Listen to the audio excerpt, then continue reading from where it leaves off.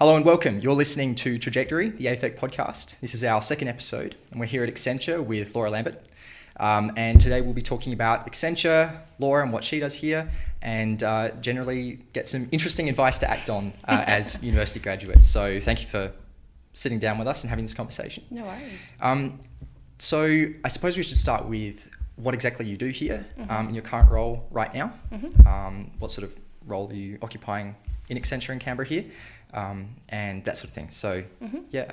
Sure. So I'm a managing director, and my focus is around org change management or transitioning staff from point A to point B as a result of a transformational effort.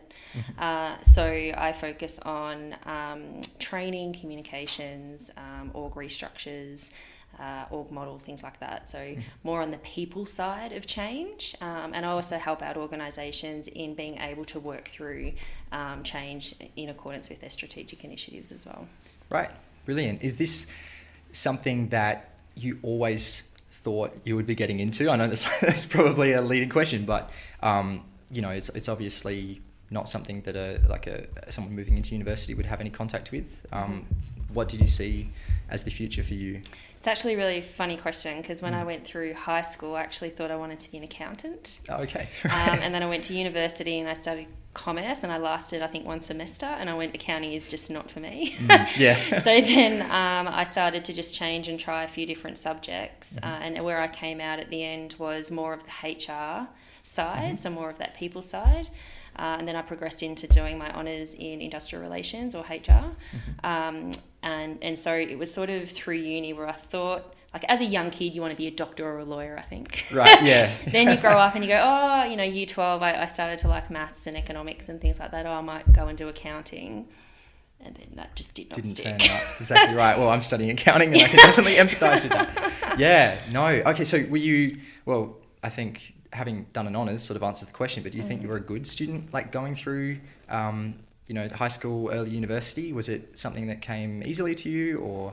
I'd probably say I was in the middle. So it didn't come easy, but it wasn't hard, I guess, in some ways. So I came out okay in year 12. I didn't get the best marks, but I got okay marks. Yeah. And then I went in and studied commerce, and I did pretty well in my first 2 years, but I really sort of started to get really good marks in my third and fourth year. So I came out with first class honours and things like that. So I think you sort of start to realise you need to knuckle down a little bit more. Right, yeah. And you want to come out with a really good result. So the first year, like I think most uni students, you have a bit of a, try and find who you are and play around a little bit. And then you start to get a bit serious. Yeah. Right, yeah. When the internships and the things start becoming more important. Yeah. I imagine it starts to, gets more intense. Yeah, absolutely. Definitely. So in terms of actually what you studied, probably good to dig into that. So you mentioned to us before that you did electronic commerce. So beyond, HTML and things like that, what was the focus, what were the most interesting parts of what you were doing there? It doesn't actually have to be related to electronic commerce, it could be something else. But so I think it was just that IT world, and we have to rewind the clock because I'm aging a little bit, and if we rewind the clock back to what uni was sort of 20 years ago, very different to today. So this is when the internet was coming in, mobile phones, all this sort of stuff that is just second nature now. So it was learning about that whole new world, about the World Wide Web, and if people know what www means. So it was learning all about that and becoming really aware. And so I think that's really helped, because working in a company like Accenture, it really helps to understand that side of the world, because it really complements the side of the world that I'm, I guess, focused on. But back then it's very different today. Was it as, we have the benefit of hindsight, was it as clear that that's where everything was heading? I didn't think it was as fast as what the advances are that we're seeing today. So the rate of innovation is just phenomenal today. 20 years ago, you didn't feel that as much. Right. But I think we're just going to continue to feel that over the next, as long as I'll be alive anyway. Yeah, absolutely. And do you find that you're using a lot of the things that you'd studied or picked up through university? Obviously, it doesn't have to be through the courses necessarily. It could be in co-curricular activities or other things that you... So I think I wouldn't say the content so much. It's really great about theory and everything that you learn in uni. I'm trying to remember back to uni now. And, it does help you. But to me, it's more of a stepping stone. So high school gets you to uni, and then uni gets you your first job, and then it's your experience from there that really, shapes your career. Right. So it's some of those skills that you learn around working with others, delivering on time, planning to deliver to milestones, all that sort of stuff that is really good skills you learn in uni versus the content that you learn as much. Right. Now, obviously the content's really great and you'll apply that, but it's if you can learn, good communication, delivering things on time, planning, earning, working with others, all those sort of skills that you probably take for granted a little bit, that's really going to help. And it helped me in my first year of work. Yeah. Excellent. Well, I suppose you've had a lot of experience here at Accenture. We'll get into that very soon. But as, a second year university student, or perhaps someone coming into university, what sort of direction would you advise people go? We tend to get a lot of advice, like follow what you immediately seems interesting to you, that sort of advice. We've also received advice from other people we've had on about, you should pick this degree or this major because they're very interesting and relevant. If you had to advise someone in our position, what would be your advice, do you think? Yeah, it's a great question. I don't think others should tell you it's your choice, right? And it's really hard because I think you need to try a few different things to really know what you're passionate about. But for me, it's all about what are you passionate about. So don't just do law because that's what mum told me. And if that's your path, then that's fantastic. But for me, it's about I need to be passionate about something to really engage in it, to be excited about it, to deliver it well. So I would say try different things to find out what your passion is. In regards to selecting that first thing, select something you're interested in. You might not be passionate about, but you're just interested in accounting. And then you try that, that's not for me. But yeah, I think it's like when you get your job or first experience, you'll try things, you're not really keen on it, so then you'll try something else, and then you find that your passion might be something you never thought of. Right. It might be something completely different. Coding, software, that might be your thing, but you've never tried it. You try it and you love it. Yeah, absolutely. So I suppose on that, do you see, there are sort of two routes that we come across in a lot of the conversations we've had with people. There's the specialists, you need to find something you're good at, employ the team model, that one thing, grind out that one thing and be the best. And we've also met people who've told us, be generalist, have some optionality, do as many things as possible and pull it all together when you need to. Have you seen one of those patterns emerge in your sort of pathway through your career, or have you employed both? Have you employed neither? I also think that, the universal answer, it depends, but it does depend on what you're doing. So in consulting, at a junior level, I wouldn't focus on your T so much. I'd focus on your I, like really starting to develop what is your experience, because then you'll start to develop the T, I guess, as you get more senior. Right. At uni, I wouldn't even, you can't develop speciality and that you get from 5 or 10 years of experience in industry. But consulting is very different to if I worked in government or if I worked somewhere else. So, and it also depends where you want to go and what you want to become. So at Accenture, we have very deep specialists, but we also have people who have their T. I'm more of the T, but you need something to be known for. So what's your brand? What do you want to be known for? So you have to have your deep expertise in something, but the more senior you get in an organisation, you have to be broader. You can't, you can if you're a deep specialist, but if you're coming up to sort of that senior management, especially in consulting, you have to be broad. No, that makes sense. I think seeing that at the university level and being able to try so many different things is really important, I think, from what I've because also, seen. if you're studying law, you're going to be a lawyer, right?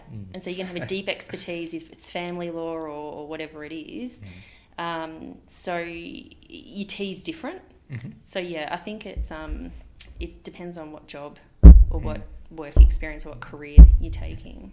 When it comes to consulting, do you think there are certain degrees that lend themselves better to that? Say you are someone, you're trying lots of different things. Obviously, you might not be able to collect a lot of work experience as a consultant or many different things. Do you find that certain types of people are more suited towards? To me, it's about you have to be a really great consultant. You need to be really good at stakeholder engagement. Okay. So you need to be able to be really good at communications, getting people on board with new ideas, being able to provide advice, being able to synthesize a problem and come up with a solution or provide a point of view. You need to be, continuously just wanting to learn and being curious, and it's those sort of aspects, not so much what you learned at uni. But that said, there's obviously a set of degrees that consulting companies look for coming out through the recruitment process.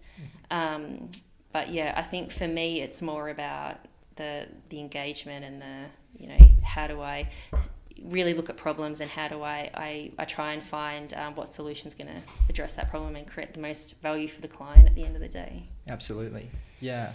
And just to wrap up this conversation about university, so you mentioned you did an honours year in infrastructure management? Industrial relations, sorry.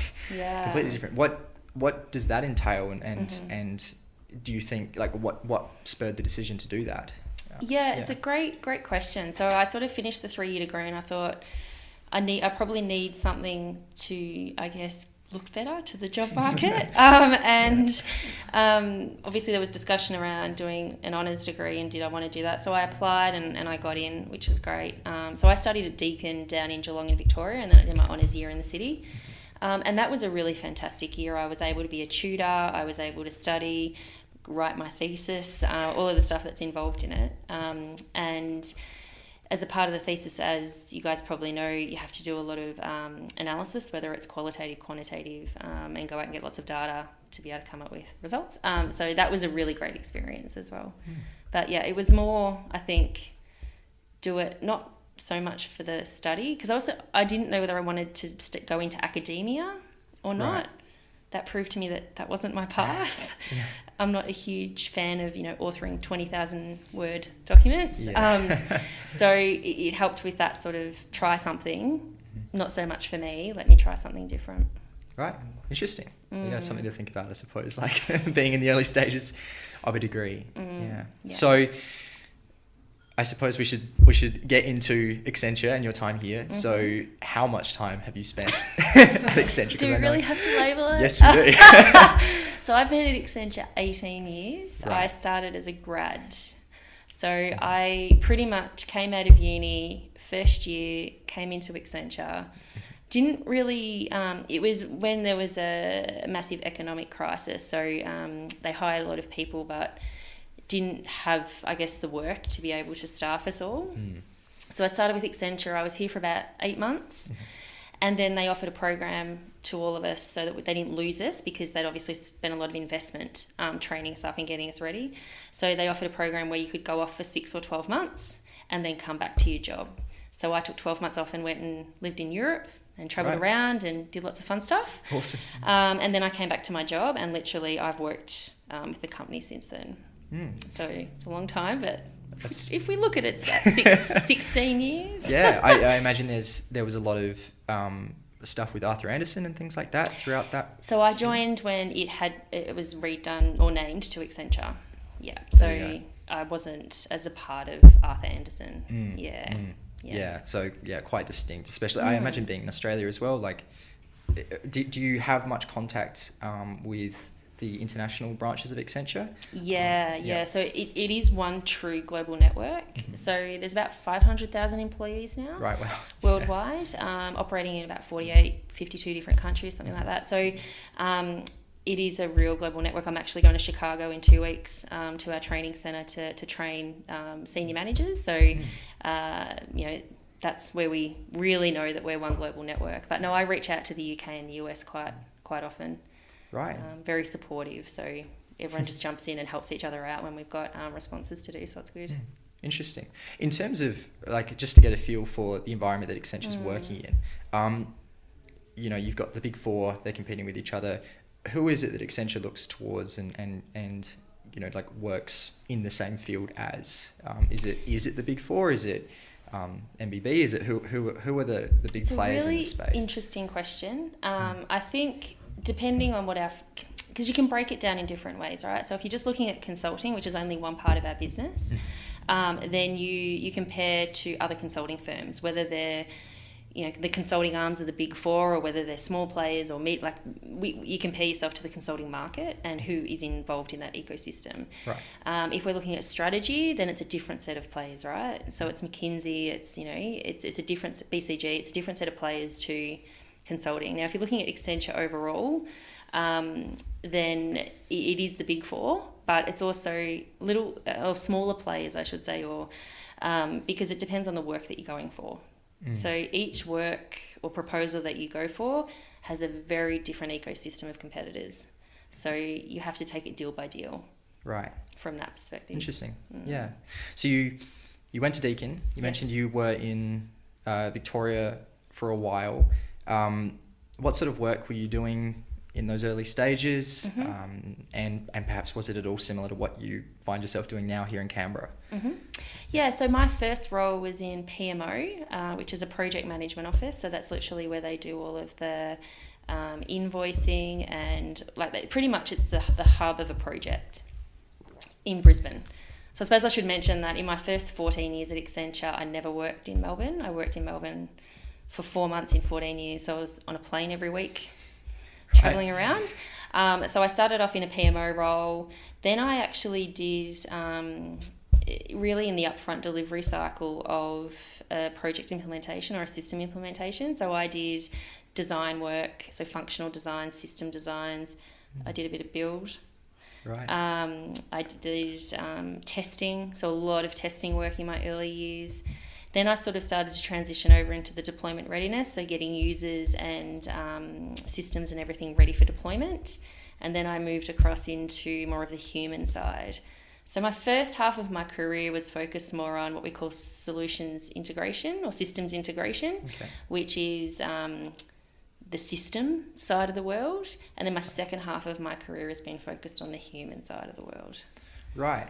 What would you say is the most important thing to consider when you're evaluating systems, perhaps creating new systems for clients? What's the process? Like, is it a one size fits all? Does it depend? It depends. Yeah, it depends. Yeah.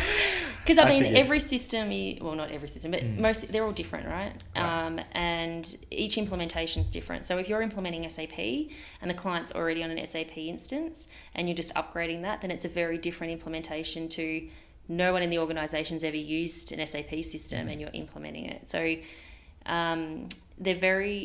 each, I guess, implementation is unique and has different requirements and different aspects to get ready from a workforce, but also from a process and a technology point of view. Right. Do you primarily work with big players? Accenture's obviously a big player. Like, are you working with larger companies, smaller companies, multinationals, nationals? Yep. So with myself, I am aligned to a health and public service practice. Okay. I've been aligned to them for about 6 or 7 years. So all of my clients are government clients. Right. That tends Hence, to be I what moved happens to in Canberra. Canberra. Yeah, exactly so, right. But we're separated into a few different what we call CSGs. So you've got a cluster focused on resource clients, so BHP, Billiton, Rio, etc. You've got a cluster focused on CMT, which is communications, media and technology, such as your Telstras and your NBNs of the world. Right. We've got a cluster focused on products, so that's your Lion Nathans and Asahis and, places like that. Fantastic. Coles, Woolworths. Yeah. You've got HMPS, which is myself, and then I'm missing one, FS, financial services. So you've got all the banks and insurance companies and things like that. So depending on where you are, that's your client base and your focus. So in the first half of my career, I did products clients, resource clients, like lots of different ones. But for the last half, it's been health and public service. Right. So you mentioned second half of your career has been more people orientated. So I'm guessing that's where organisational change management, which we've spoken about before, sort of fits into all of this. What is organisational change management? How did you come across it? Like, why have you taken to it? Yeah. So I think it was that transition. So it was like a step change. So if you look at a delivery life cycle, I sort of started right at the planning, and then I moved through the design and test, etc. And now I've sort of focused on, I guess, the deployment aspects. But change management, it starts from the start, right? So an idea is generated. Someone goes, we want to implement blue suits in this organisation. Great. You've got to get the business case together, understand the benefits, understand all the metrics around it. So pretty much I start from there all the way through to users adoption. So all the way through to everyone in the office wearing blue suits. Right. So from there, I'm involved in helping the organisation identify it and plan for it, and then deliver it, and then measure that they've been successful in it. Right. So would you do a lot of on-site work with the companies that you're working with, or do you? Yeah, good question. So most, and that's why we're in our office today. It's quite quiet because we all work on client side. Right. Okay. So we're only usually in the office when we're on the bench, is the term, which means you're between clients. Yeah. Yeah. So you don't really come into the office that much. You're full time on client, embedded with them, working together. Yeah. Right. So you'd be working with companies, the same companies, for like a significant period of time? Depends on what we're delivering and how long the engagement is. Right. The strategic pieces are usually shorter, but the system implementation pieces are usually longer. Much longer. Interesting. Do you work within the same team of people from Accenture? Do you pull in, like we mentioned specialisation and bring in people with more experience in certain areas? I imagine sort of the unique nature of all the projects you would do would involve a lot of different specialties. Do you work with a variety of people? Do you work with the same people? Yeah, so you work with a variety of people. So literally I would work on, say, an engagement for 6 months, and I would have a team that I'm managing and delivering. Then when I move on to the next engagement, could be a totally different team. Next engagement, I could have one person from the team I had before, but the rest are new. So the interesting thing about what we were saying before, which is, oh my God, I can't believe you've been at Accenture that long, is every time you change a client or every time you change a role, it's like a new job. So it's not as bad as what some people think it sounds. Yeah. And it is an environment where you are consistently pushed and you learn a lot in a quick amount of time. Yeah. Do you think that the people you work with are similar to you? Do you find they have the No, same interests? And I think that's a good thing. Because you don't want to work in a place where everyone's like you. I think you want to be able to pick up diverse opinions, different experiences, different skill sets, and be able to then work together to create a great solution and work with a client. I think, and everyone's got different strengths. So the best teams are the ones that have everyone's strengths complement each other, and therefore overall you don't really have weaknesses because everyone's working together and their strengths are being used. So you rarely work with, well, in Canberra it's a bit different. You do tend to work with similar people, but very different, and I encourage diversity. That's good. Yeah. I suppose on that, and yeah, you've been here for an extended period of time, so we've brought up a lot.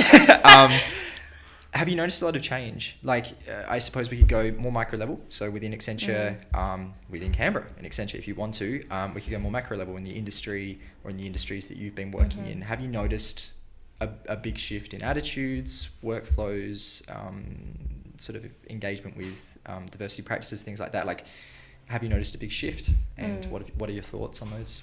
That's a big question because I've noticed, I mean, there's shifts across all different elements. So when we talk about 20 years ago, what industry was like, completely different today, right? Like back then you probably had some main players that were, winning work, multi-year transformations, where today they're smaller pieces, lots of competitors. I mean, you can probably compare it to the apps on an iPhone, right? Like 5 years ago there was one or two, and now there's, it's just flooded. So we very different from an industry lens and competitor lens. From a work, hugely different. 15, 20 years ago, everyone was doing 3 or 4 year big transformation pieces, spending lots and lots of money doing that. Waterfall processes. So you follow this very structured plan, analyze, design, build, test, deploy, where now it's all agile.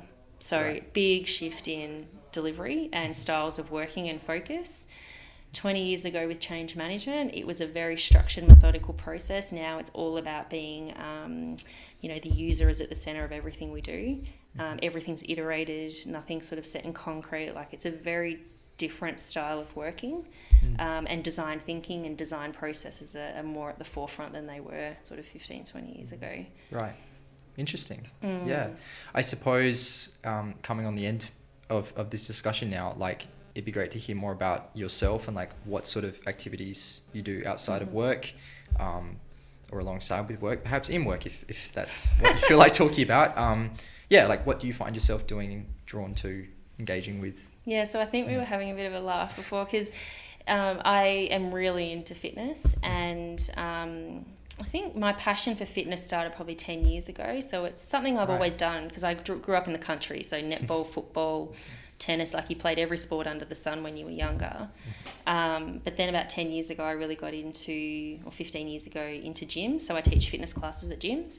And then about 7 years ago, I got into cycling. So I go out 4 or 5 mornings a week and kill myself on all the hills around Canberra. But I Great used city to, for it, obviously. Fantastic. Yeah. And so I, a few years ago, was really focused on endurance events. So I would do events like 3 Peaks, which is 235k in a day, things like that. And the great thing is that it's a very supportive environment here around being able to have that work-life balance. So for me, fitness keeps you mentally, stable, aware, as well as physical, and being able to really give your best to your job, right? So you need to be able to find that balance. But we also are really strong on community. So I've done a lot of cycling events through Accenture. Right. So we sponsor events.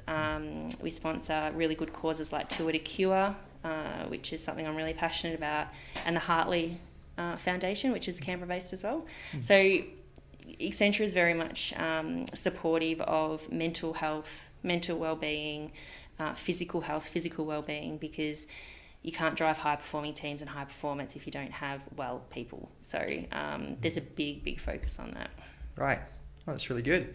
I suppose to wrap it up, perhaps what's one piece of advice that you would give to someone? They could be a penultimate first year, they're moving into the workforce, they think consulting looks interesting, they think Accenture looks interesting maybe. What do you think is one thing you would tell that person? It's a really interesting question. I'm trying to think what would the one thing be? or a place you direct them, or Again, something. I think it comes back down to that. Find out what you're passionate about and be able to follow that, because you'll be successful in anything that you do if you're passionate about it and you continuously want to learn and be curious about things. So don't just sit in the background. Really go out there, find what it is that's for you. If you have to try 20 different things to get there, that's completely okay. And that would probably be my advice to someone. Brilliant. Good advice. To anyone, really. Well, thanks so much for talking to us. So for everyone who doesn't know, Accenture is looking for grads coming in this coming season. So that's all open. Apply. Yeah. Amazing Jump place, into clearly. Accenture. Jump into Accenture. Clearly, someone here who's enjoyed it so much that you've spent your entire career here, which is awesome. Really cool. Thanks for talking to us, and we look forward to seeing you next time, I suppose.